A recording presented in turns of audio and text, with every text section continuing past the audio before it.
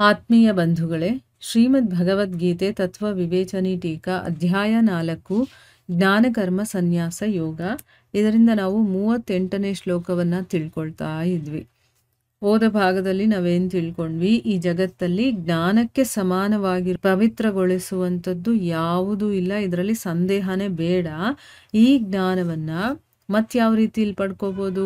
ಎಷ್ಟೋ ಸಮಯದಿಂದ ಕರ್ಮಯೋಗದ ಮೂಲಕ ಅಂತಃಕರಣ ಶುದ್ಧವಾಗಿರುತ್ತಲ್ಲ, ಅಂಥ ಮನುಷ್ಯರಿಗೆ ತನ್ನಿಂದ ತಾನೇ ಈ ಜ್ಞಾನ ಆತ್ಮನಲ್ಲೇ ಅವರು ಪಡ್ಕೊಳ್ತಾರೆ ಅನ್ನೋದ್ರ ಬಗ್ಗೆ ತಿಳ್ಕೊಂಡ್ವಿ. ಈಗ ಪ್ರಶ್ನೆಗಳೇನು ಅಂತ ನೋಡೋಣ. ಪ್ರಶ್ನೆ ಏನಪ್ಪ ಅಂದರೆ, ಈ ಜಗತ್ತಲ್ಲಿ ಜ್ಞಾನಕ್ಕೆ ಸಮಾನವಾಗಿ ಪವಿತ್ರಗೊಳಿಸುವಂಥದ್ದು ನಿಸ್ಸಂದೇಹವಾಗಿ ಯಾವುದೂ ಇಲ್ಲ ಅಂತ ಹೇಳ್ತಾ ಇದ್ದಾರಲ್ಲ, ಇದರ ಅರ್ಥ ಏನು ಅಂತ ಪ್ರಶ್ನೆ.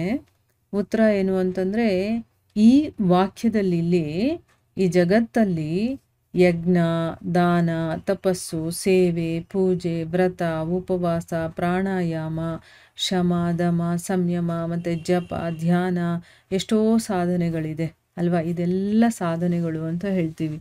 ಇದನ್ನು ಮಾಡ್ತಾ ಮಾಡ್ತಾ ನಾವು ಆಧ್ಯಾತ್ಮಿಕದಲ್ಲಿ ಮುಂದುವರಿಯೋದಕ್ಕಾಗೋದು. ಅದೇ ರೀತಿ ಗಂಗೆ, ಯಮುನೆ, ಕಾವೇರಿ, ಗೋದಾವರಿ ಈ ರೀತಿ ಎಷ್ಟೋ ತೀರ್ಥಗಳು ಮನುಷ್ಯನ ಪಾಪಗಳನ್ನು ನಾಶ ಮಾಡಿ ಅವನನ್ನು ಪವಿತ್ರಗೊಳಿಸುವಂಥದ್ದು. ಇದೆಲ್ಲನೂ ಕೂಡ ಅಂದರೆ ನಾವು ಪೂಜೆ ಮಾಡೋದು, ವ್ರತ ಮಾಡೋದು, ಇದೆಲ್ಲ ಯಾಕೆ ಮಾಡ್ತೀವಿ ಅಂದರೆ ನಮ್ಮನ್ನು ನಾವು ಪವಿತ್ರಗೊಳಿಸ್ಕೊಳ್ಳೋದಕ್ಕೆ.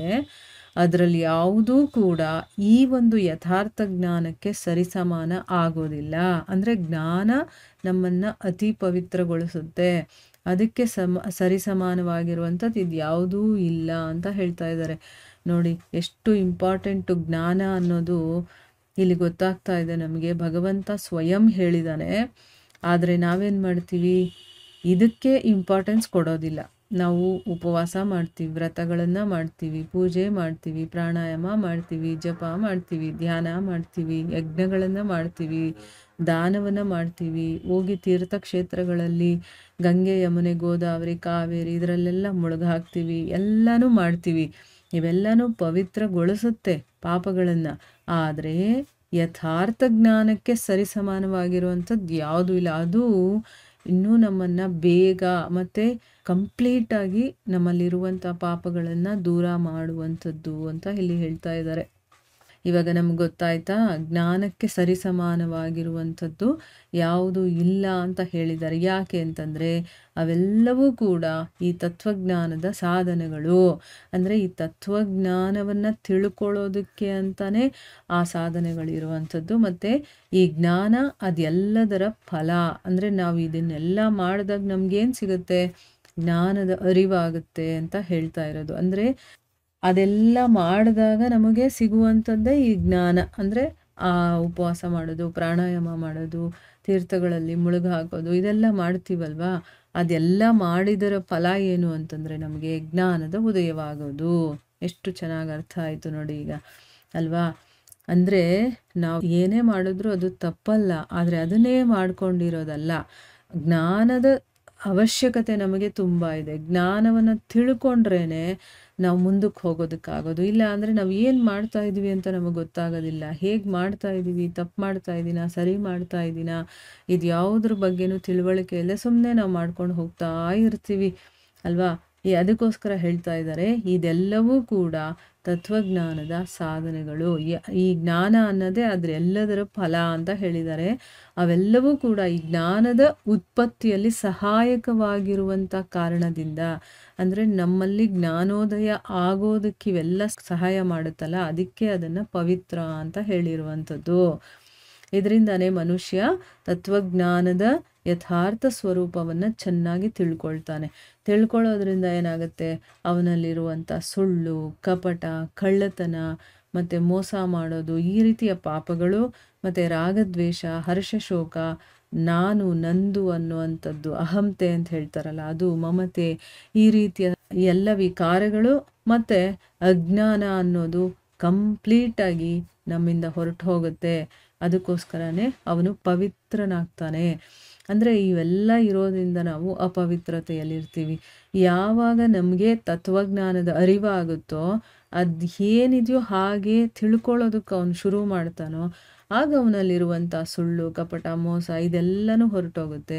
ರಾಗದ್ವೇಷಗಳು ಹರ್ಷಶೋಕಗಳು ಅಂದರೆ ಏನು, ದ್ವಂದ್ವಗಳು ಅಂತ ಹೇಳ್ತೀವಲ್ವಾ, ಅದೆಲ್ಲನೂ ಹೊರಟೋಗುತ್ತೆ. ನೋಡಿ ಇಲ್ಲಿ ಮಮತೆ, ನಾವು ಬೇರೆಯವ್ರ ಮೇಲೆ ಒಂದು ಅಟ್ಯಾಚ್ಮೆಂಟ್ ಇಟ್ಕೊಳ್ಳೋದು, ಅದನ್ನು ಇಲ್ಲಿ ವಿಕಾರ ಅಂತ ಹೇಳಿದ್ದಾರೆ.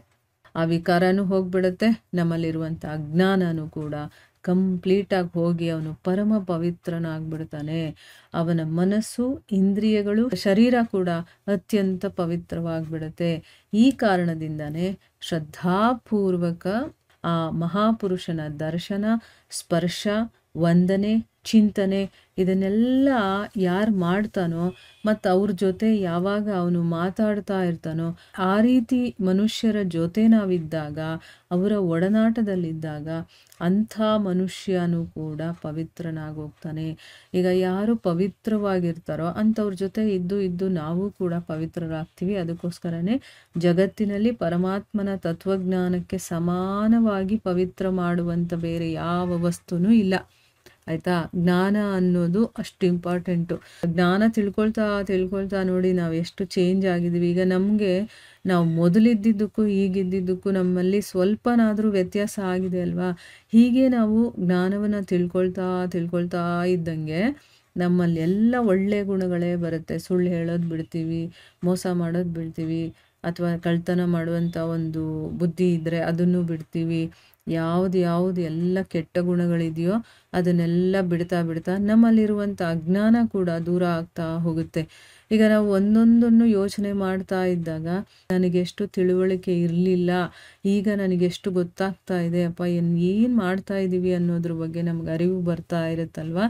ಈ ದೇಹ ಅಂತಂದರೆ ಏನು, ಮತ್ತು ಜನಗಳು ಹೇಗೆ ಜೀವನ ನಡೆಸ್ತಾ ಇದ್ದಾರೆ, ಈ ಒಂದು ಜಗತ್ತಂತಂದರೆ ಏನು, ಅದು ಎಲ್ಲವೂ ನಮಗೆ ಗೊತ್ತಾಗ್ತಾ ಹೋಗುತ್ತೆ ನೋಡಿ. ಅದಕ್ಕೆ ಭಗವದ್ಗೀತೆಯನ್ನು ಓದ್ತಾ ಭಾಗವತವನ್ನು ಕೂಡ ಅದನ್ನು ಕೂಡ ನಾವು ತಿಳ್ಕೊಳ್ಳೋ ಪ್ರಯತ್ನ ಮಾಡಬೇಕು. ಯಾಕಂದರೆ ಇದು ನಮಗೆ ಥಿಯರಿ ಥರ ಆದರೆ ಅದನ್ನು ಪ್ರಾಕ್ಟಿಕಲ್ಲಾಗಿ ಮಾಡಿ ತೋರಿಸಿರೋದೇ ಶ್ರೀಮದ್ ಭಾಗವತ. ಅದಕ್ಕೋಸ್ಕರನೇ ಅದನ್ನೂ ಕೂಡ ಜೊತೆಯಲ್ಲಿ ನಾವು ಓದ್ತಾ ಅಥವಾ ಕೇಳ್ತಾ ಹೋದಾಗ ನಮಗಿನ್ನೂ ಚೆನ್ನಾಗಿ ಅರ್ಥ ಆಗ್ತಾ ಹೋಗುತ್ತೆ. ಅದರಲ್ಲೂ ಕೂಡ ಭಗವದ್ಗೀತೆಯ ಎಕ್ಸಾಂಪಲ್ಗಳನ್ನ ಅಲ್ಲಲ್ಲಿ ಹೇಳಿರ್ತಾರೆ. ಆವಾಗ ನಮ್ಗೆ ಇದು ಅರ್ಥ ಆಗುತ್ತೆ, ಅದು ಅರ್ಥ ಆಗುತ್ತೆ. ಸೊ ಅದರಿಂದನೇ ಜ್ಞಾನ ಅನ್ನೋದು ಎಷ್ಟು ಇಂಪಾರ್ಟೆಂಟು ಅಂತ ನಾವು ಮೊದಲು ತಿಳ್ಕೊಂಡಾಗ ನಾವು ಜ್ಞಾನಕ್ಕೆ ಇಂಪಾರ್ಟೆನ್ಸ್ ಕೊಟ್ಟು ಕೇಳ್ತೀವಿ. ಕೇಳೋದಷ್ಟೇ ಅಲ್ಲ, ಯಾವ ರೀತಿ ಅದನ್ನು ನಾವು ಮಾಡಬೇಕು, ಕೇಳಬೇಕು ಅನ್ನೋದನ್ನು ನಾವು ಓದೋ ಭಾಗದಲ್ಲೇ ತಿಳ್ಕೊಂಡಿದ್ದೀವಲ್ವ. ಅದನ್ನು ಸ್ವಲ್ಪ ಮಟ್ಟಿಗಾದರೂ ನಾವು ಫಾಲೋ ಮಾಡ್ತಾ ಹೋದಾಗ ನಿಜವಾಗ್ಲೂ ನಾವು ಉನ್ನತ ಮಟ್ಟಕ್ಕೆ ಏರೋದಕ್ಕೆ ನಾವು ಸಹಾಯ ಆಗುತ್ತೆ ಅಂತ ಹೇಳ್ತಾ ಇಲ್ಲಿಗೆ ನಾವು ನಿಲ್ಲಿಸೋಣ. ಹರೇ ಕೃಷ್ಣ.